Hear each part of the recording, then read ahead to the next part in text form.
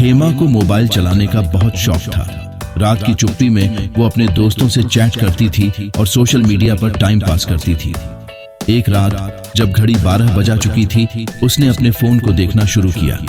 तभी बाहर गाने की आवाज आई। एक औरत की मधुर आवाज में गीत गाने की आवाज सुनाई दी।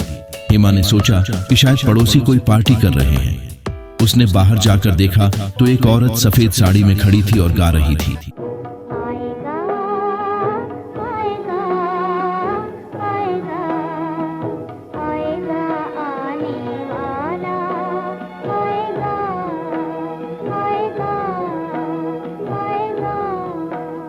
हेमा को डर लगा, लेकिन उसने अपने दोस्त को फोन किया और बताया कि बाहर एक महिला सफेद साड़ी में गा रही है।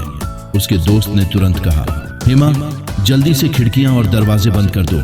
वह आत्मा है, पुराने बरगद के पेड़ की आत्मा है। अगर कोई उसके गाने का जवाब देता है तो वह आत्मा उसे मार देती है। जल्दी करो वरना बहुत देर हो जाएगी।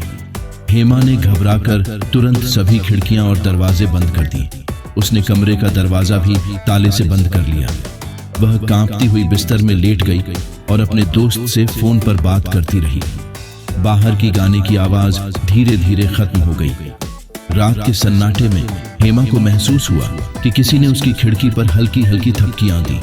वह बहुत डरी हुई थी, लेकिन खुद को संभालने की कोशिश कर रही थी।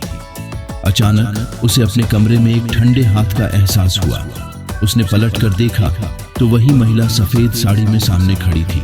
हेमा चिल्लाई और बिस्तर से कूदने की कोशिश की, लेकिन उसकी चीखें रात की खामोशी में खो गईं।